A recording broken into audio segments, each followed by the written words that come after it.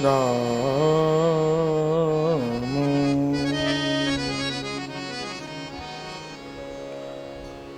राम राम राम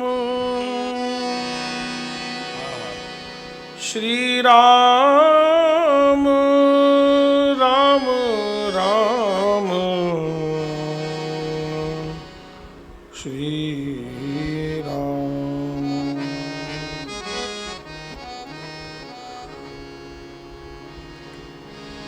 अज्ञानतिमिरान्धस्य ज्ञानाञ्जनशलाकया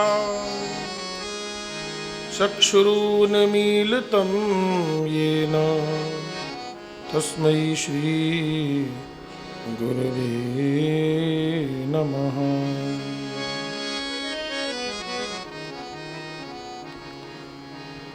रामाय रामभद्राय रामचन्द्राय वेधसे रघुनाथाय नाथाय सीताया पतये नमः।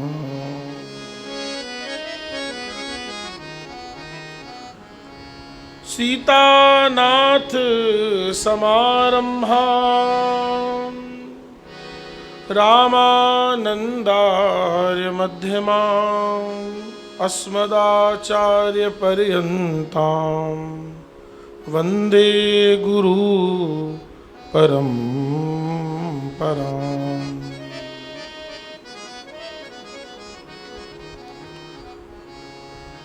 भक्त भक्ति भगवंत गुरु चतुर नाम बपु एक, इनके पद वंदन किए नाशहि विघ्न अनेक। जय मीरा के प्रभु गिरधर नागर, सूरदास जी के श्याम। जय नरसिंह जी के सांवरिया, तुलसीदास जी के राम। सीता राम राम राम सीता राम राम राम सीता राम राम राम सीता राम राम राम सीता राम राम राम सीता राम राम राम सीता राम राम राम सीता राम राम राम सीता राम सीता राम सीता राम राम राम सीता राम सीता राम सीता राम राम राम सीता राम सीता राम सीता राम राम राम सीता राम सीता राम सीता राम राम राम सीता राम राम राम सीता राम राम राम सीता राम राम राम सीता राम राम राम हो जेहि विद होए नाथ हित मोरा। जेहि विद होए नाथ हित मोरा। हो करहु सुबेग दास में तोरा।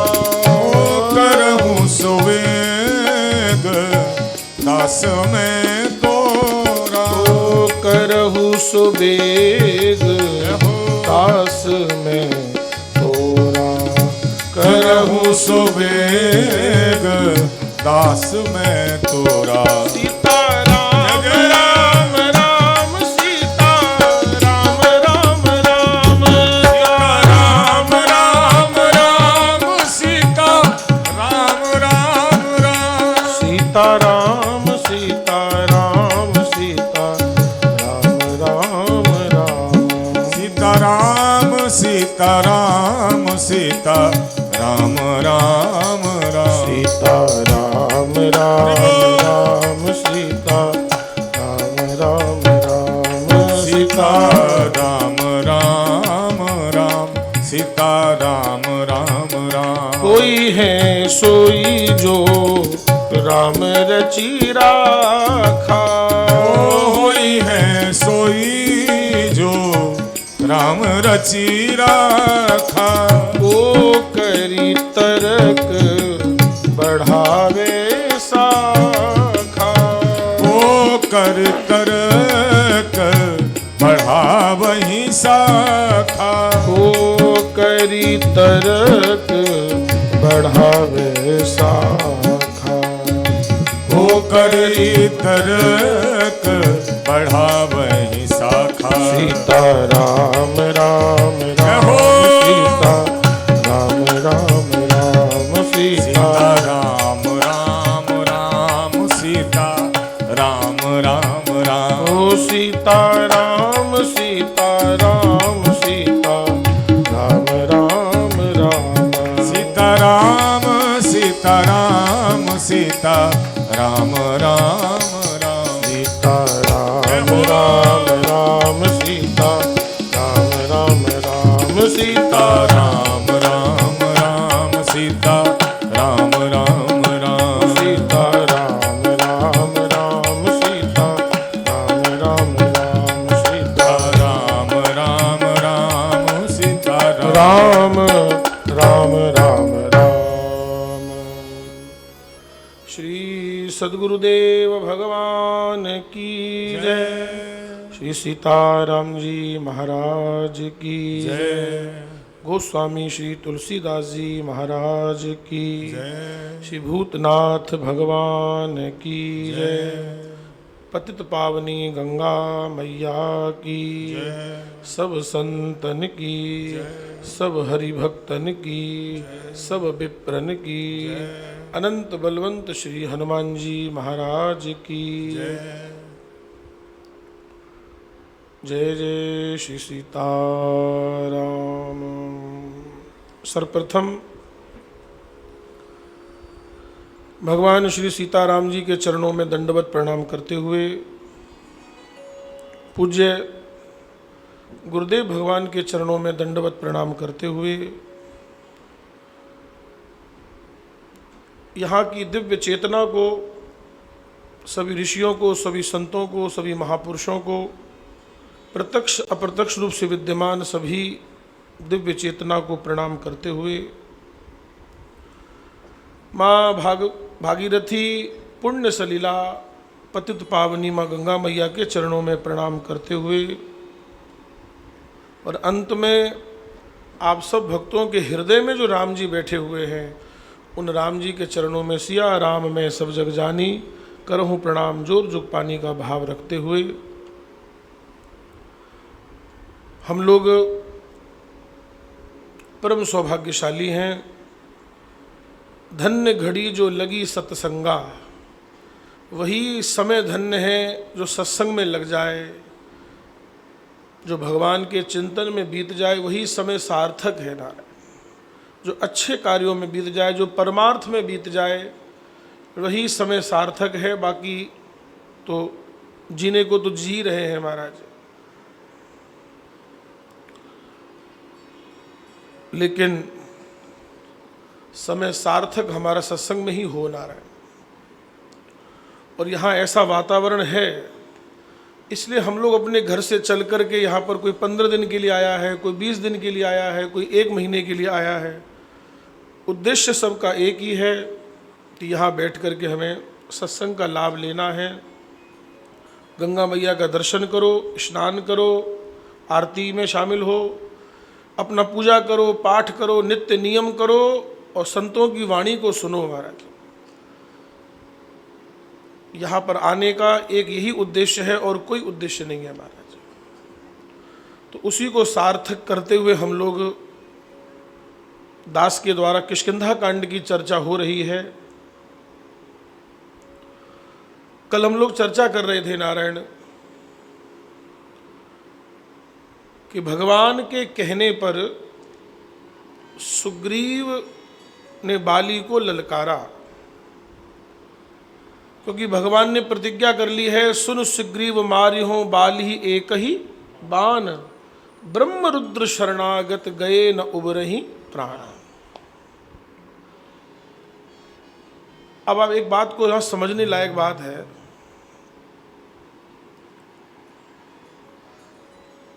जब सुग्रीव ने बाली को ललकारा तो समझाने के लिए आगे कौन आई? समझाने के लिए आगे आई तारा, बाली की पत्नी। बाली की धर्मपत्नी कहती है, सुन पति जिन्हि मिलिहु सुग्रीवा, तेई दो बंधु तेज बल सीवा, कौशलेश सुत लक्ष्मण रामा, कालहु जीत सकहि संग्रामा। तारा ने बड़ी अच्छी बात कही। तारा ने कहा कि आपको पता है, सुग्रीव जिनसे मिल गया है, यानी कि जो सुग्रीव को सपोर्ट कर रहे हैं, जो सुग्रीव के साथ खड़े हैं, वो कौन हैं? तेई दो बंधु तेज बल सीमा। बोले वो तेज और बल की सीमा है, यानी कि उनसे ज़्यादा किसी के पास कोई बल या तेज नहीं, वो तो बल की सीमा है, तेज बल सीमा। और इतने में भी जब तारा को संतुष्टि नहीं हुई तो उसने और सावधान कर दिया कि कौशलेश सुत लक्ष्मण रामा, वो केवल दशरथ जी के पुत्र बनकर के अवतार लिए हैं, नाम राम लक्ष्मण है, लेकिन उनका सामर्थ्य कैसा है? बोले कालहु जीत सकहि संग्रामा। बोले अगर युद्ध की बात आ जाए तो युद्ध में वो काल को भी जीत सकते हैं महाराज। कालहु जीत सकहि संग्रामा। अब ये तो तारा ने भगवान का परिचय दिया, जितना उसको मालूम था उसने दे दिया परिचय। अब लेकिन बाली क्या बोला? बाली बोला, ले थाने इतना ही ठाएंगे, तुमको इतना ही पता है? अरे मुझे तो इससे ज्यादा पता है, मैं इससे ज्यादा जानता हूं।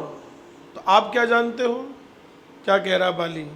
कह बाली सुन भीरु प्रिय, समदर्शी रघुनाथ, जो कदाचि मोहि मारी है, तो पुनि हो सनाथ। अब भगवान समदर्शी हैं, भगवान समदर्शी हैं, अगर इसका गलत मतलब निकाल लेंगे तो बात नहीं बनेगी महाराज। भगवान समदर्शी हैं तो इसका तात्पर्य ये नहीं कि वो गलत होता हुआ देखेंगे और कुछ बोलेंगे नहीं।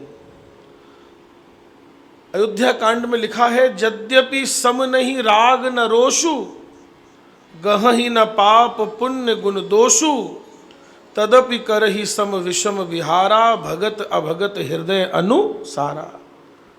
भगवान देख लेंगे भक्त है कि अभक्त है।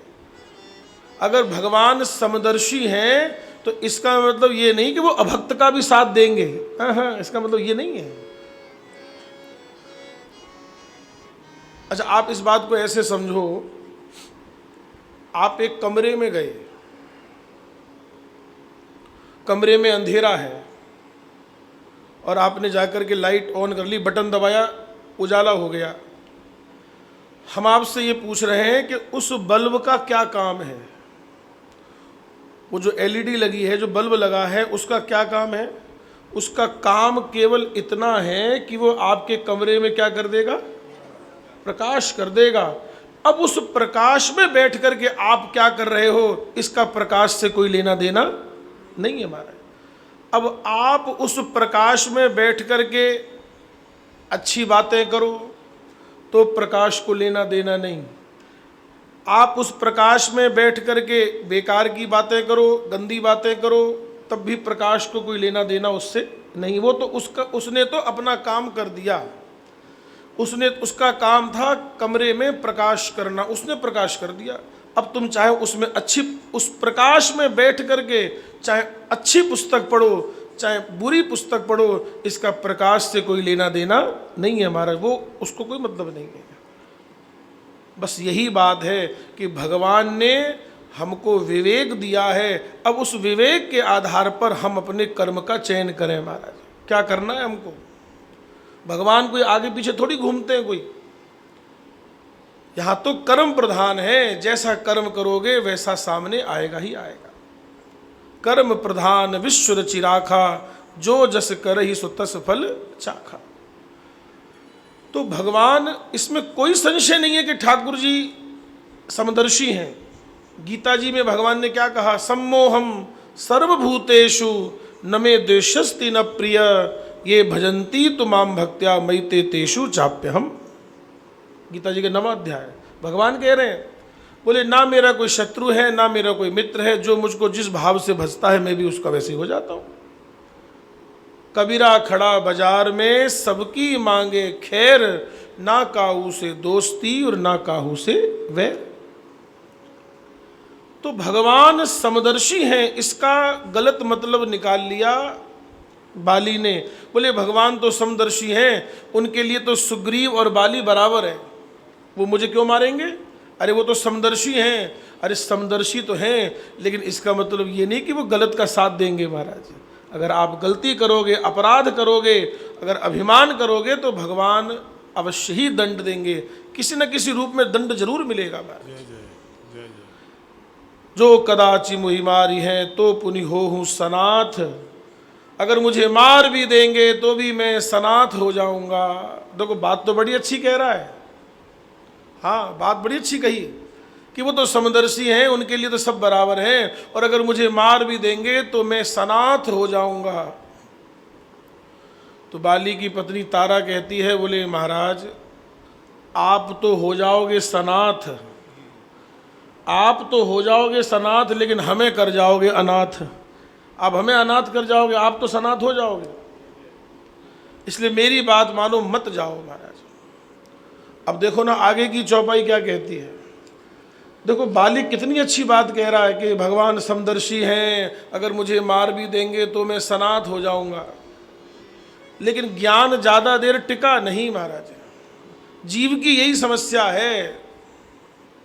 ये जीव ज्ञान की बातें करता तो है, लेकिन कितनी देर टिकेगा? इसलिए हमारा मन जो है बंदर है। इसलिए मैंने कल आपको बताया था ना, मन जो है क्या है? मन बंदर है, एक जगह ये मन टिकता नहीं है। महाराज अभी कितनी अच्छी बात कह रहा था कि भगवान तो समदर्शी हैं, मुझे मार भी देंगे तो भी मैं सनाथ हो जाऊंगा, उनके हाथों मरूंगा तो मेरी मुक्ति हो जाएगी, सनाथ हो जाऊंगा। लेकिन दूसरे ही क्षण अस कही चला महाअभिमानी, तृण समान सुग्रीव ही जानी। हम लोग यही तो गलती कर देते हैं। पहले दिन से ही कथा में ये बताया जा रहा है कि तिनके के समान किसको समझना है? तिनके के समान खुद को समझना है, दूसरे को नहीं समझना है। अगर भक्ति के मार्ग में आगे चलना है तो अपने को तिनके से भी तुच्छ समझो, अपने को वृक्ष से भी अधिक सहनशील बनाओ, दूसरों को मान सम्मान देना सीखो, अपना अमान हो जाओ, तब कीर्तनीय सदा हरि। लेकिन या बाली के देखो यहाँ पे क्या है, बड़ा अभिमान से भर करके चला, अस्कई चला महाअभिमानी। और सुग्रीव को क्या समझा इसने? तृण समान सुग्रीव वहीं जानी।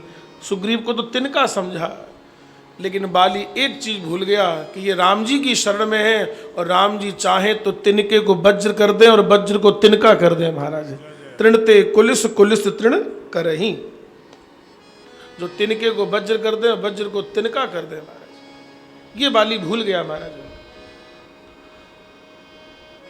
कल हम लोग चर्चा कर ही रहे थे, ये बात बताने से रह गई थी कल। अब लौट करके जब सुग्रीव को मुष्टिका का प्रहार लगा, सुग्रीव लौट करके आ गए। भगवान ने कहा, एक रूप तुम भ्राता दो, तुम भाई तो दो हो लेकिन रूप दोनों का एक सा है, इसलिए मैं बाण नहीं चला पाया, मुझे थोड़ा सा भ्रम हो गया। तो कल हम ये चर्चा कर रहे थे कि सुग्रीव ने कहा, बोले प्रभु आपको भी भ्रम हो सकता है क्या? आप तो साक्षात ब्रह्म हैं, क्या आपको भी भ्रम हो सकता है? तो भगवान ने कहा, क्यों? जब तुम जैसों को ज्ञान हो सकता है तो हमें भ्रम भी नहीं हो सकता क्या? तुम तो भी थोड़ी देर पहले ज्ञानियों जैसी बातें कर ही रहे थे। तब भगवान ने कहा, अच्छा अब एक काम करो, दोबारा जाओ।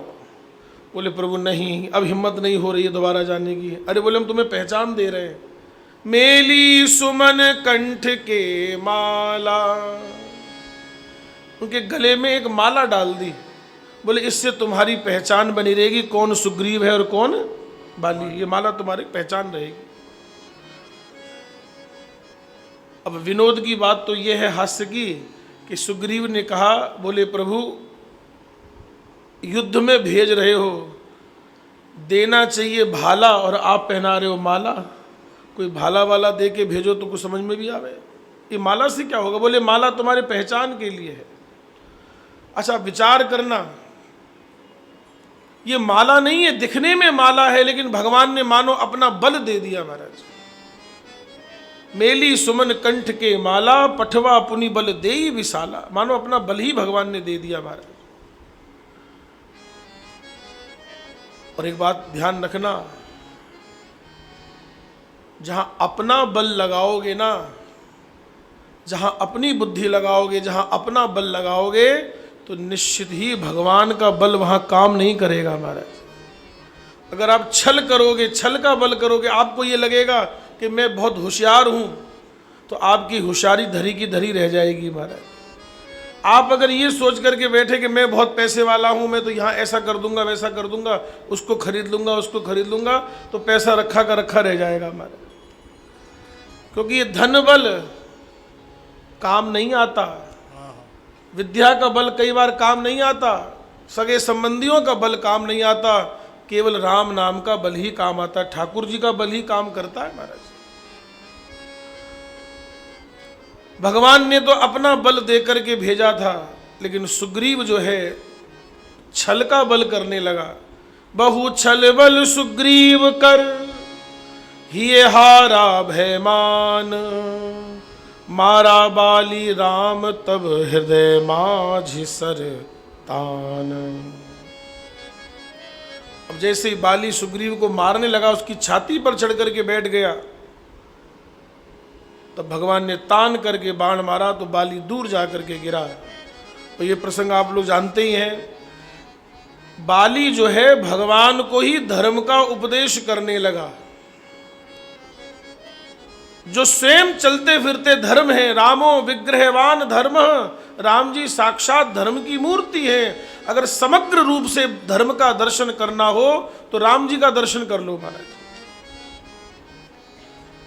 समग्र धर्म का दर्शन करना हो तो उसे राम कथा रामायण का आश्रय लेना चाहिए, इसमें संपूर्ण धर्म है। और आप लोगों ने सुना भी होगा, हमें निज धर्म पर चलना सिखाती रोज रामायण। रामायण हमें धर्म के मार्ग पर चलना सिखाती है महाराज। तो ये बाली जो है भगवान को ही धर्म का उपदेश करने लगा। अरे बोले धर्म हेतु अवतरु गोसाई, मारहु मोहि व्याध की नाई।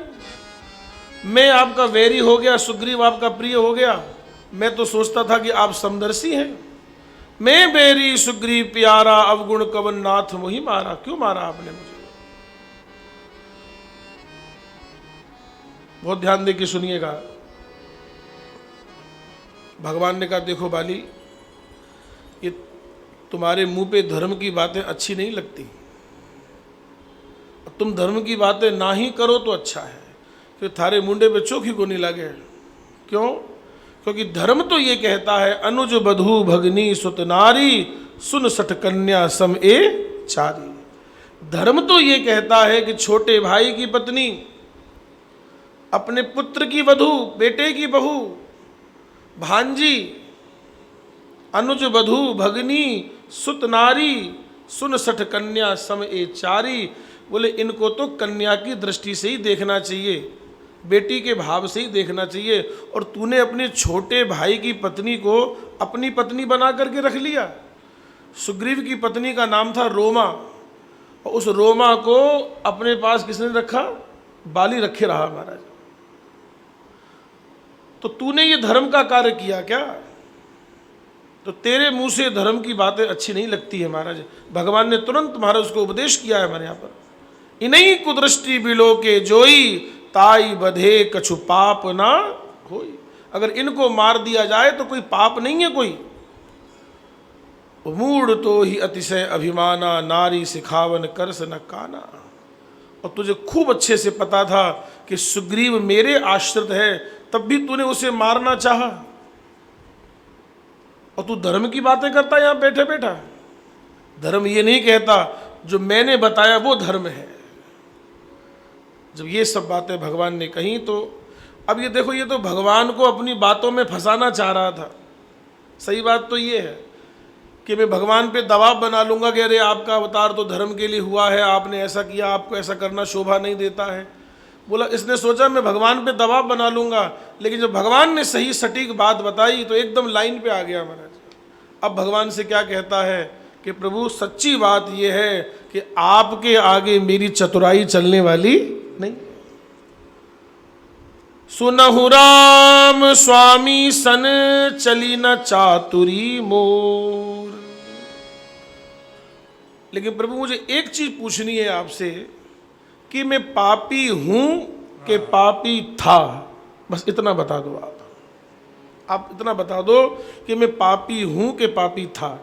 ये बात बाली क्यों पूछ रहा है? क्योंकि बाली को एक बात ध्यान आ गई कि मैं भगवान के सन्मुख हूँ, ठाकुर जी, नारायण, राम जी, रघुनाथ जी मेरे सामने हैं, क्या अभी भी पापी हूँ क्या मैं? क्योंकि मैंने सुना तो क्या है, सुना क्या, आप लोगों ने भी सुना होगा, सन्मुख होए जीव मोहि जबहि, सन्मुख होए जीव मोहि जबहि, जन्म कोटि अघ नाशहि तबहि, जन्म कोटि अघ नासहि तबहि, जन्म कोटि अघ नाशहि तबहि, जन्म कोटि अघ नासहि तबहि, जन्म कोटि अघ नाशहि तबहि, जन्म कोटि अघ नासहि तबहि। सन्मुख होए जीव मोहि जबहि, जन्म कोटि अघ नाशहि तबहि। तो आज बाली ने ये बात समझ ली महाराज। सुनहु राम स्वामी सन चली न चातुरी मोर। आपके आगे मेरी चतुराई नहीं चल सकती महाराज, पर एक बात मैं जानना चाहता हूं, प्रभु अजहू में पात की अंत काल गति तोर। मैं पापी हूं कि पापी था, बस इतना मुझे बता दीजिए आप। आपके सामने पड़ा हूं, आपके सन्मुख हूं, क्या अभी भी पापी हूं क्या मैं? प्रभु अजहू में पात की अंत काल गति तो। ये अंत समय में आपका दर्शन हो रहा है, आप मेरे सन्मुख हैं, क्या अभी भी पापी हूं क्या? एक बात कहूं आपसे, ये समझना बड़ा मुश्किल है। इसलिए कहते हैं कि भैया अच्छे कर्म करो, अच्छा भाव रखो, न जाने आपका कौन सा कर्म ठाकुर जी को अच्छा लग जाए महाराज। सुना, आप अच्छे कर्म करो, अच्छा भाव रखो, दीन दुखियों की सहायता करो, अच्छा मन में भाव रखो, अच्छे कर्म करो, क्योंकि न जाने कौन से गुण पर दया निधि रीझ जाते हैं। बिंदु जी महाराज का यही भाव है, यही हरिभक्त कहते हैं, यही सदग्रंथ गाते हैं, न जाने कौन से गुण पर दया निधि रीझ जाते हैं। नहीं स्वीकार करते हैं निमंत्रण नृप दुर्योधन का, पर विदुर घर पहुंच करके भोग छिलकों का लगाते हैं। यही हरिभक्त कहते हैं, यही सदग्रंथ गाते हैं, न जाने कौन से गुण पर दया निधि रीझ जाते हैं। न आए मधुपुरी से गोपियों की विरह व्यथा सुनकर, पर द्रुपद जाके रुदन पर द्वारिका से दौड़े आते हैं। यही हरिभक्त कहते हैं, यही सदग्रंथ गाते हैं, न जाने कौन से गुण पर दया निधि रीझ जाते।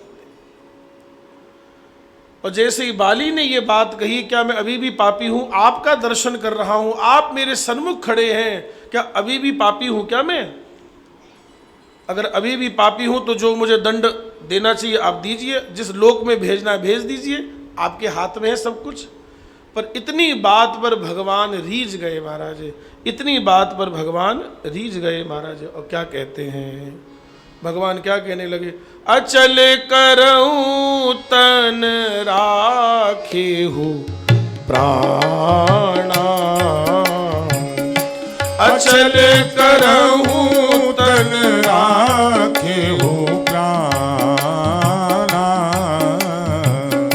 बाली कहा सुन कृपा निधाना, बाली कहा सुन कृपा निधाना। जन्म जन्म हो जन्म जन्म मुनि जतन कराही, जन्म जन्म मुनि जतन कराही। बड़ा कठिन है, बहुत कठिन है। बाली बहुत ऊंची बात कह रहा है। जन्म जन्म मुनि जतन कराही, जन्म जन्म मुनि जतन कराही। अंतराम कही आवत नाही, राम कही आवत नाही। ओ अंतराम कही आवत नाही, अंतराम कही आवत नाही। ओ सीता राम जय सीता राम, सीता राम जय सीता राम। सीता राम जय सीता राम, सीता राम जय श्री राम राम राम राम। बाली ने कहा जन्म जन्म मुनि जतन कराही, अंत राम कही आवत। बड़ा कठिन है महाराज। श्रीमद् भागवत जी में यही तो बात कही गई है। श्री सुखदेव जी महाराज राजा परीक्षित से कह रहे हैं कि हे परीक्षित, चाहे कर्म के द्वारा, ज्ञान के द्वारा, भक्ति के द्वारा, चाहे किसी भी तरीके से, बोले अपने जीवन को ऐसा बना लेना चाहिए कि अंते नारायण स्मृति, भगवान की अंत में स्मृति बनी रहे महाराज। ये सुखदेव जी कह रहे हैं परीक्षित जी महाराज से, बोले चाहे ज्ञान के द्वारा, चाहे वैराग्य के द्वारा, चाहे भक्ति के द्वारा, चाहे नाम जप के द्वारा। कई बार ऐसा देखने सुनने में आता है, बोले सारा जीवन ऋषिकेश में बीत गया या सारा जीवन वृंदावन में बीत गया, सारा जीवन यहाँ निकाल दिया, 30-40 साल यही निकाल दिए, और बोले जब अंत के 2-4 साल बोले ऐसा रहा कि बीमार इतने हो गए कि चलो भाई हटो यहाँ से, डॉक्टर ले गया, घर वाले ले गए, बोले सारी जिंदगी यही निकाल दी, लेकिन मरे कहाँ जा कर के, बोले मरे घर जाके हॉस्पिटल में जा कर के मरे महाराज। बोलो महाराज क्या कर लोगे इसमें। इसलिए ऐसा हो जाए, चाहे यहाँ मरे चाहे कहीं भी मरे, उससे मतलब नहीं है। सुखदेव जी कहते हैं चाहे घर में ही मरो, लेकिन भगवान का स्मरण करते करते मरो महाराज, भगवान की स्मृति बनी रहे, ये सबसे बड़ी बात है महाराज। और ये तभी बनेगी जब हमको अभ्यास में होगा महाराज, जीवन में सत्संग किया होगा महाराज। मैंने सत्संग का प्रभाव देखा है। एक मैंने अपने जीवन में अभी हाल फिलहाल एक ऐसी घटना देखी, पिछले 2-3 साल में ऐसी घटना देखी। देखिए एक पिता के सामने उसके बच्चे का चले जाना एक बहुत दारुण दुख होता है महाराज, बहुत कष्टदायक होता है कि जो बाप ये सोचता है कि मैं इसके कंधे पर जाऊंगा, लेकिन उसी बच्चे को कंधा देना पड़ जाए, तो ये एक बहुत दुख की चीज़ है महाराज। और मैंने अपने जीवन में एक ऐसी घटना देखी, हमारे परिचित हैं, हमारे गुरु भाई हैं, पहले उनका महाराज बड़ा बेटा ख़त्म हुआ, अगले 1-1.5 साल में फिर उनका महाराज छोटा बेटा भी, दूसरा बेटा भी ख़त्म हो गया महाराज। लेकिन जब मैं उनसे मिलने के लिए गया, एक सामाजिक स्तर पर जब मैं उनके पास जाकर के बैठा, मैं मिलने के लिए गया, आप विश्वास करना महाराज, जिसका जवान बेटा गया हो, 2-2 बेटे चले गए, लेकिन जब उनके पास में जाकर के बैठा तो उस समय वो सत्संग की ही बात कर रहे थे महाराज। उनके चेहरे पे कुछ देखने को नहीं मिला कि इनका जवान बेटा चला गया है महाराज। उस दिन मुझे समझ में आया कि अगर सत्संग अच्छे मन से, अगर पूरी ईमानदारी से सत्संग किया हो तो वो कहीं ना कहीं अपना असर जरूर दिखाता है महाराज। आज देखिए जीवन कितना संभला हुआ है। 2 बेटे चले गए, जवान बेटे चले गए महाराज, लेकिन आज भी उनका सत्संग चालू है महाराज। नियम से सत्संग करते हैं और बड़े संभले हुए हैं।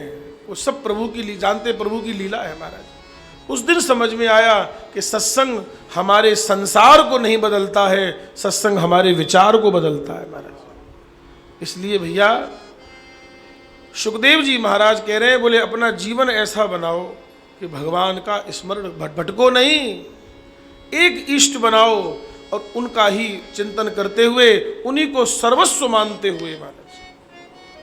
किसी एक खूंटे से बंधो तो सही, अगर ऐसे ही घूमते रहोगे तो फिर वो आवारा हो गया महाराज। जो इधर उधर भटकता रहता है वो आवारा है, और अगर जो एक खूंटे से बंध गया उसको पालतू कहते हैं महाराज। कि कम से कम एक जगह बंधो तो सही महाराज, एक पथ को पकड़ो तो चलते तो जाओ, चलते जाओ महाराज। अच्छा बोलो, एक विचार करो, अच्छा सभी नावें पार करती हैं कि नहीं करती हैं? बोलो अच्छा, बोलो भाई।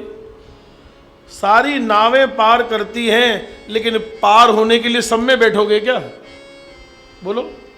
सभी नावें पार करती हैं, लेकिन पार होने के लिए किसी एक में बैठना पड़ेगा। सब में कैसे बैठोगे? सारी नावें पार करती हैं, लेकिन पार होने के लिए किसी एक में बैठना पड़ेगा। बस यही बात है। अपने जीवन को ऐसा बनाओ, चाहे ज्ञान के द्वारा। मैं फिर आपसे निवेदन कर रहा हूं, यही सुखदेव जी के शब्द बोल रहा हूं मैं। सुखदेव जी ने यही कहा है, चाहे ज्ञान के द्वारा, चाहे वैराग्य के द्वारा, चाहे भक्ति के द्वारा, चाहे नाम जप के द्वारा, चाहे संत महापुरुषों के सानिध्य के द्वारा, चाहे सत्संग के द्वारा, बोले कैसे भी करके अपने जीवन को ऐसा बनाओ कि अंत में भगवान का स्मरण हो जाए। अंते नारायण स्मृति, बोले अंत में भगवान का स्मरण, भगवान ही ध्यान आवे महाराज। नहीं तो श्रीमद् भागवत जी की कथा आपके सामने है। जड़ भरत जी महाराज की कथा जानते हैं ना। पहले राजा थे और किसके चक्कर में पड़ गए महाराज? हिरण के चक्कर में पड़ गए। हिरण के बच्चे को पालने पोसने लगे। चलो यहां तक तो ठीक है, यहां तक तो ठीक है, लेकिन अब उसमें आसक्त हो गए। अच्छा, बनाने वाले ने शब्द बड़ा अच्छा बनाया है, आप समझना। बनाने वाले ने शब्द बड़ा अच्छा बनाया, इसका नाम है आसक्ति। क्या नाम है? आसक्ति। हमारे महाराज जी कहते थे, बोले जो आसक्ति क्या, बोले जो आ तो सकती है जा नहीं सकती, इसी का नाम है आसक्ति। जो आ सकती है जा नहीं सकती महाराज। ये जाती बड़ी मुश्किल से है और आती बड़ी आसानी से है महाराज। आती बड़ी आसानी से है, जाती बड़ी मुश्किल से है महाराज। मेरा कहने का भाव ये है, करुणा निधान, कुछ नहीं करो, लेकिन अपने जीवन को ऐसा जरूर बनाओ कि हमारे भगवान का स्मरण बना रहे महाराज। कुछ भी कार्य करें, भगवान का स्मरण बना रहे महाराज। और यही रामायण का सिद्धांत है, यही सुंदर कांड का सिद्धांत है, यही सुंदर कांड का सिद्धांत है। प्रभस नगर की जय सब काजा, हृदय राख कौशलपुर राजा। हृदय में भगवान का स्मरण करते हो चलो। प्रभस नगर की जय सब काजा, हृदय राख कौशलपुर राजा। बाली ने कहा, प्रभु जिसके नाम के बल पर, आप लोग जानते हैं ना, काशी में कोई मरता है तो शंकर जी मरने से पहले उसके कान में क्या दे देते हैं? राम मंत्र देते हैं महाराज। काशी में मरे मतलब मुक्ति पक्की, ऐसा हमने संतों के मुंह से सुना है। और यहां लिखा भी है, जासु नाम बल शंकर काशी, देत सबहि समगति अविनाशी। बोले जिसके नाम के बल पर शंकर जी काशी में मुक्ति देते हैं, आज वही परमात्मा मेरे नेत्रों के सामने खड़ा हुआ है। तो ऐसा कौन मूर्ख होगा जो अपने प्राणों को रखना चाहेगा? बोले प्रभु, क्योंकि ऐसा अवसर बार बार नहीं मिलेगा। आप मेरे सामने हो और मैं अपने प्राणों का त्याग करूं, ऐसा अवसर बार बार नहीं आएगा। ऐसा अवसर बार बार नहीं आएगा। प्रभु अब तो चलने दो, बस एक ही प्रार्थना है, एक ही प्रार्थना है। ये वैसे प्रार्थना सबको याद है और होनी भी चाहिए और हमें भगवान से प्रार्थना करनी चाहिए। अब नाथ करी करुणा बिलो केहू देहू जे बर मांग हूँ। अब नाथ करी करुणा बिलो केहू देहु जे बर मांगे हो। जेहि जोनि जन्मू कर्म बस आहाराम पद अनुराग हो। जेहि जोनि जन्मो कर्म बस ताराम पद अनुराग हूँ। मैं जिस योनि में जाऊं, मेरे कर्म मुझे जहां लेकर के जाए मैं नहीं जानता। मेरे कर्म मुझको कहां लेकर के जाएंगे मैं नहीं जानता हूं, लेकिन एक प्रार्थना कर सकता हूं कि मैं कर्म के हिसाब से किसी भी योनि में जाऊं, लेकिन आपके चरण कमलों का प्रेम बना रहे, आपका स्मरण बना रहे हमारे पास। यही बात भागवत जी में वृत्तासुर ने भी यही मांगा है। हमारा वृत्तासुर भी यही मांग रहा है कि जैसे चिड़िया के छोटे छोटे बच्चे अपनी माँ से प्रेम करते हैं, विदेश गए हुए पति की जैसे पत्नी राह देखती है, गाय का बछड़ा जैसे अपनी माँ से प्रेम करता है, माँ उसके बछड़े से अपने प्रेम करती है, ऐसे आप मुझे प्रिय लगे। और हे प्रभु, मैं जहां भी जाऊं आपके प्रिय भक्तों का संग मिले। महाराज ध्रुव जी ने भी यही मांगा है। ध्रुव जी कह रहे हैं प्रभु, मैं आपकी कथा सुनते सुनते मस्त रहूं, आपके प्यारे लाडले संतों का संग मिले, अब मुझे और कुछ नहीं चाहिए। आज बाली भी भगवान से यही मांग रहा है कि मैं जिस योनि में जाऊं, मेरे कर्म मुझको कहां लेकर के जाएंगे मैं तो नहीं जानता, लेकिन जहां भी जाऊं राम पद अनुराग हूं। ताहा राम पद अनुराग हूँ। राम पद अनुराग हूं। राम पद अनुराग हूँ। एक बात और कही, अंगद को बुलाए, अंगद इधर आओ। और अंगद को बुला करके भगवान से कहता है कि प्रभु, मैं ये अंगद है, ये मेरा पुत्र है और मेरे समान बलशाली है, आप इसका हाथ पकड़ लीजिए। क्या कह रहा है बाली? कह रहा है आप इसका हाथ पकड़। गही बाह सुर नर नाह, आपन दास अंगद कीजिए। हमारे महाराज जी कहते थे इसमें कि जब अंगद ने बाली ने भगवान से कहा कि आप अंगद का हाथ पकड़ लीजिए, तब किसी ने बाली को बोला, बोले तुम भगवान को कह रहे हो कि अंगद का हाथ पकड़ लो, अरे अंगद को कहो कि भगवान के चरण पकड़ ले। तुम अपने पुत्र को कहो, तुम अंगद को कहो कि वो भगवान के चरण पकड़ ले। तुम भगवान को कह रहे हो कि मेरे अंगद का हाथ पकड़ लो, अरे उल्टा क्यों बोल रहे हो? भगवान को आदेश क्यों दे रहे हो? अपने पुत्र से कहो, अपने पुत्र से कहो कि अंगद से कहो कि वो भगवान के चरण पकड़ ले। बाली ने इतनी अच्छी बात कही। बाली ने कहा कि मेरे कहने से अंगद भगवान के चरण पकड़ तो लेगा, लेकिन कब छोड़ देगा कोई भरोसा नहीं है महाराज, क्योंकि जीव है ना। मेरे कहने से अंगद भगवान के चरण पकड़ तो लेगा, लेकिन कब छोड़ देगा कोई ठिकाना नहीं है। लेकिन अगर भगवान अंगद का हाथ पकड़ लेंगे तो कभी छोड़ेंगे नहीं, क्योंकि इन्हें तो पकड़ना ही आता है, छोड़ना आता ही नहीं है महाराज। भगवान अगर हाथ पकड़ लेंगे तो अगर अंगद चाहेगा भी तो कभी भगवान हाथ छोड़ेंगे नहीं महाराज। बस यही बात है नारायण। अंगद ने अंगद का हाथ कहते प्रभु आप इसको पकड़ लीजिए, इसका हाथ महाराज।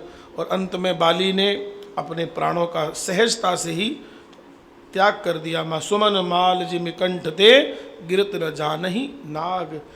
माने हाथी के गले से कोई फूलों की माला टूट करके गिर जाए तो कोई फर्क पड़े, उसे पता लगेगा क्या?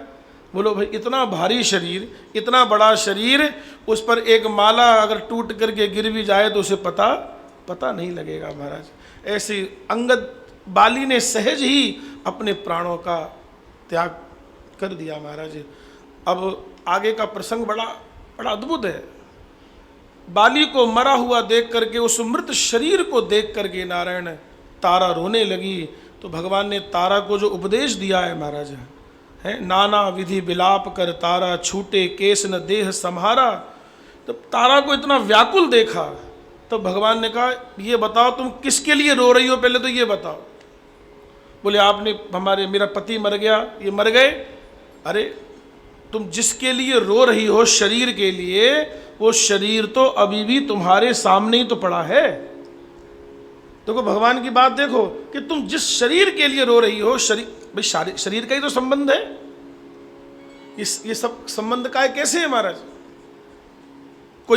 कभी किसी जन्म में कोई पति बन गया, कोई पत्नी बन गया, कोई लुगाई बन गया, कोई पुरुष बन गया। ये सब तो यहाँ के व्यवहार के संबंध है। ये तो माया कृत परमार्थ नाही। भगवान तारा से कहते हैं कि तुम अगर शरीर के लिए रो रही हो तो शरीर तो अभी भी तुम्हारे सामने ही पड़ा, जाओ उठा करके ले जाओ, छाती से लगा लो इसे। लेकिन अगर उस आत्म तत्व के लिए रो रही हो तो आत्मा तो कभी मरती ही नहीं है नारायण। ये गीता का सिद्धांत है।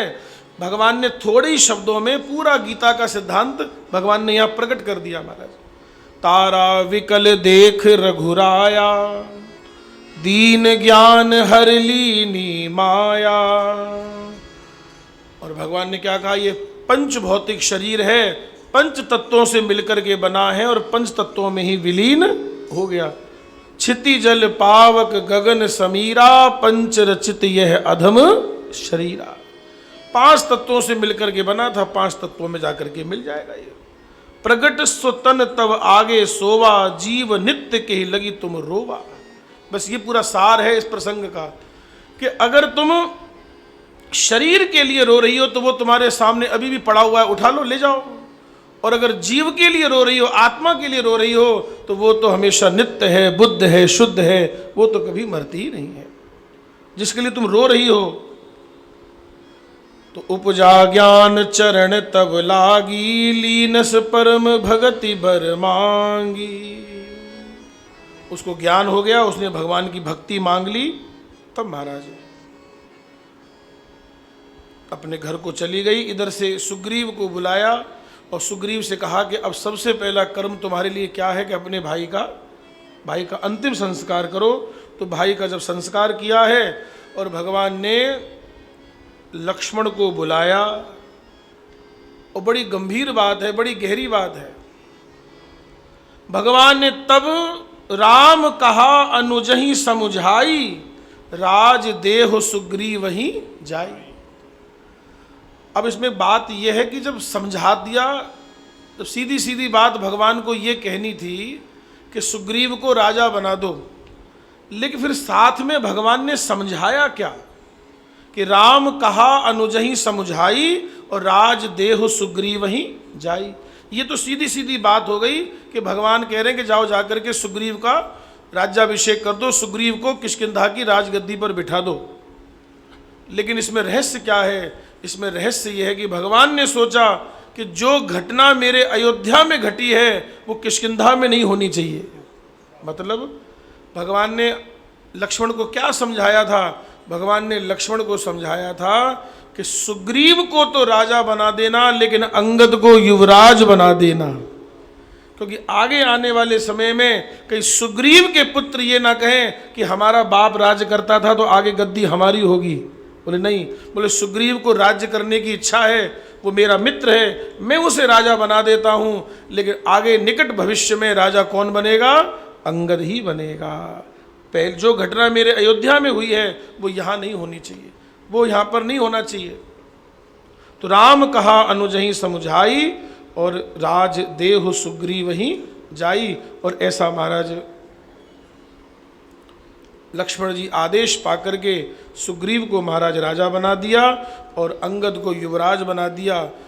और देखिए एक बात और मैं निवेदन करूं, यहाँ मुझे लगता है कि जितने लोग बैठे हैं प्राय सब गृहस्थ लोग बैठे हैं महाराज, या गृहस्थी से जुड़े हुए हैं। प्राय 80-90% गृहस्थी लोग हैं, बाकी जो घर छोड़ के या रह रहे हैं ऐसे कोई हमें इतनी जानकारी नहीं है, लेकिन जहाँ तक मैं समझता हूँ सब गृहस्थ व्यक्ति ही बैठे हैं यहाँ पर। तो गृहस्थों के लिए भगवान ने यहाँ बहुत बढ़िया सूत्र दिया है, बहुत अच्छा सूत्र भगवान ने दिया है। जब अंगद को युवराज बना दिया, सुग्रीव को राजा बना दिया, तो वो दोनों जने फिर भगवान का दर्शन करने के लिए आए। राजा बनने के बाद सुग्रीव भगवान का दर्शन करने के लिए आया। उस समय भगवान ने एक बड़ी प्यारी बात कही है महाराज। उस समय भगवान ने बड़ी अच्छी बात कही। भगवान ने कहा, देखो मैंने आपको राजा बना दिया है, अब आप अंगद के सहित मिलकर के तुम राज्य करो और सदा मेरे काम को ध्यान में रखो। ये गृहस्थ व्यक्ति के लिए बहुत बड़ा सूत्र है। एक बात कहूं आपसे, देखो भाई सुनो, देखो अगर हम 10 घंटे माला करें, बैठ करके भजन करें, 15 घंटे भजन करें, तो कोई बड़ी बात नहीं है। बड़ी बात क्यों नहीं है? तो आपने तो और कोई काम ही कोई की को नहीं महाराज, हमको तो और कोई काम ही नहीं है। अगर हम 10 घंटे माला करें, 15 घंटे माला करें, तो कोई बड़ी बात नहीं है, अपने को और काम ही क्या है, भजन ही तो करना है। लेकिन अगर आप गृहस्थ में रह करके अगर ज़्यादा से ज़्यादा भजन करते हैं, तो ये भगवान की बड़ी विशेष कृपा है महाराज कि गृहस्थ में रह करके व्यक्ति अपनी साधना कर रहा है महाराज। परिवार को भी देखना है, घर को भी देखना है, बच्चों को भी देखना है, अपने व्यापार को भी देखना है, बहुत सारी चीजें हैं महाराज। गृह कारज नाना जंजाला ते अति दुर्गम शैल विशाला। तो एक गृहस्थ व्यक्ति अगर भजन करता है तो ये बड़ी एक विशेष बात है। तो भगवान ने यहाँ पर क्या कहा, बड़ी प्यारी चौपाई कही है। भगवान क्या कह रहे हैं, ओ अंगद सहित करिहु तुम राजू, अंगद सहित करियो तुम राजू, संतत हृदय धरेहु मम काजू, संतत हृदय धरेहु मम काजू, संतत हृदय धरेहु मम काजू, संतत हृदय धरेहु मम काजू, सीता राम जय सीता राम, सीता राम जय सीता राम, सीता राम जय सीता राम, सीता राम जय सीता राम राम राम। सबसे बड़ा सूत्र गृहस्थ के लिए यही है कि अपने घर का काम भी करते रहो और भगवान का भजन भी करते रहो। सबसे बड़ा सूत्र यही है। भगवान ने कहा अंगद सहित करे हो तुम राजू, अंगद के सहित राज्य करना और मेरे काम को भी हमेशा ध्यान में रखना। और भगवान, अच्छा एक चीज आपसे मैं पूछूं एक बात, भगवान कह रहे हैं कि मेरे काम को भी ध्यान में रखना। अच्छा ये जीव जो है ये भगवान का कौन सा काम कर सकता है? अच्छा ये बताओ, बोलो भाई, आप विचार करें, हम भगवान का क्या काम कर सकते हैं? अरे हम तो ठाकुर जी के लिए एक ही काम कर सकते हैं कि उनको याद कर सकते हैं, उनको लाड कर सकते हैं, उनको प्रेम कर सकते हैं। और हम भगवान के लिए क्या करोगे बोलो भाई?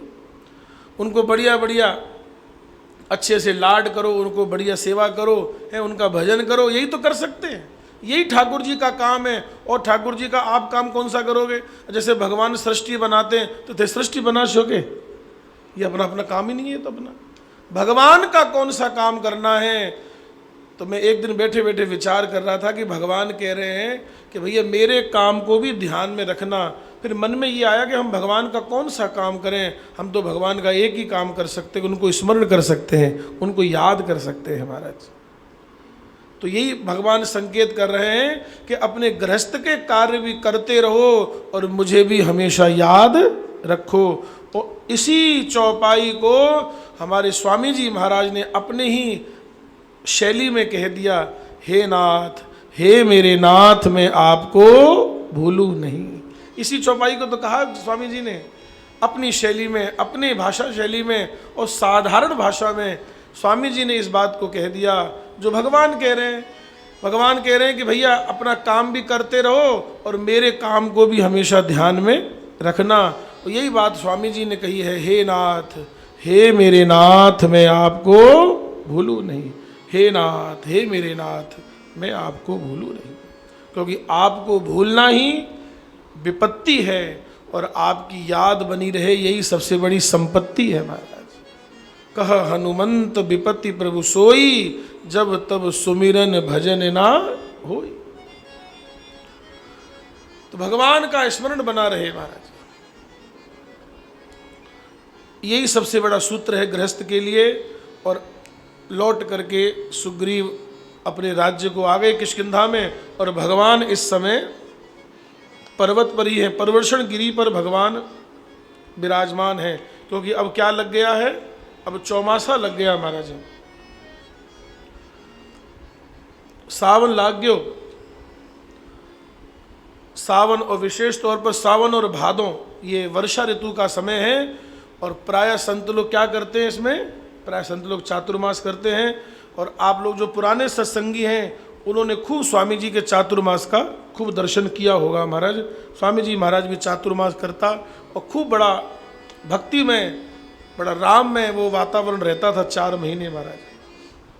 तो अब चातुर्मास लाग गयो, अब भगवान को कहीं जाना तो है नहीं, क्योंकि चातुर्मास में कहीं आना जाना ज़्यादा होता नहीं साधकों का, एक ही जगह रहते हैं।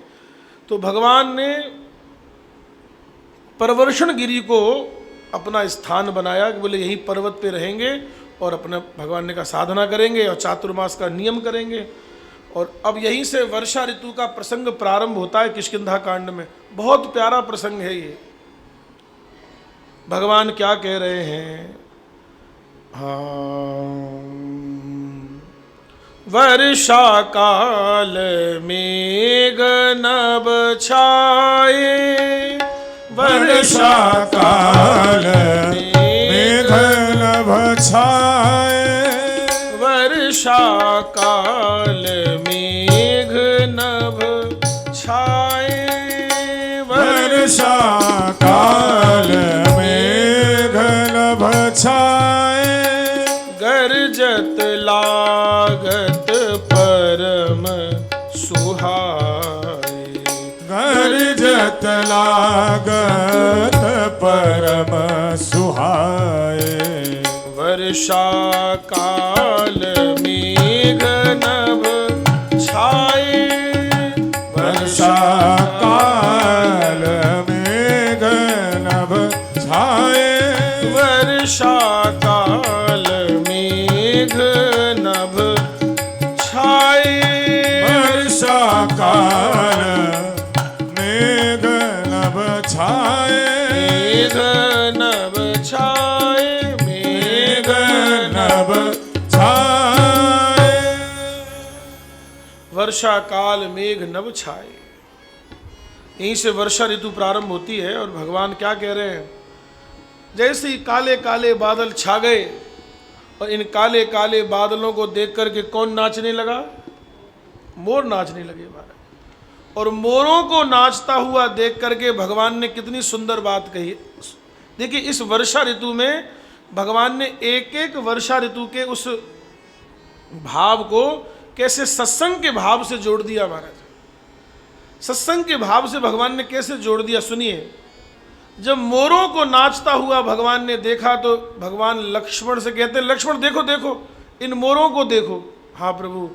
बोले ये मोर ऐसे नाच रहे हैं, इन काले काले बादलों को देख करके मोर ऐसे प्रसन्न हो रहे हैं जैसे किसी गृहस्थ व्यक्ति के घर में कोई साधु आ जाता है तो वह गृहस्थ व्यक्ति प्रसन्न हो जाता है कि आज तुम्हारो भाग जाग गया, मारे घर संत आया महाराज, मारे आया रे आया आया, मारे संत पावना आया।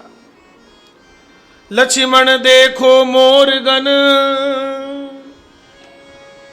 देखो लक्ष्मण, इन मोरों को देखो, नाचही बारिद पेख, ग्रही बिरत रत हर्ष जस, विष्णु भगत कहाँ देख।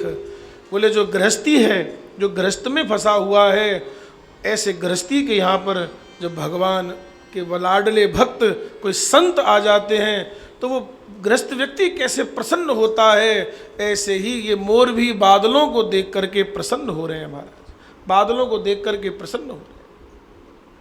आगे भगवान क्या कहते हैं, घन घमंड नभ गर्जत घोरा, प्रियाहीन डरपत मन मोरा, दामिनी दमक रहन घन माही। बोलो भाई, आकाश में बिजली चमकती है या चमकती रहती है? बोलो भाई, चमकी और गायब, चमक दिखी और गायब। तो बोले जैसे वर्षा ऋतु में आकाश में बिजली चमकती है, थोड़ी देर दमकी और गायब हो गई, बोले ठीक इसी प्रकार से दुष्ट व्यक्ति का प्रेम कभी स्थिर नहीं होता महाराज। दामिनी दमक रहन घन माही, और खल के प्रीति जथा थिर नाहि। दुष्ट व्यक्ति का प्रेम कभी स्थिर नहीं होता। और उदाहरण आपके सामने है कंस। कंस अपनी चचेरी बहन को देखो कितना प्रेम से विदा कर रहा था देवकी को, बोले हमारी काका की बेटी बहन है, मैं इसको प्रेम से विदा करके आऊँगा।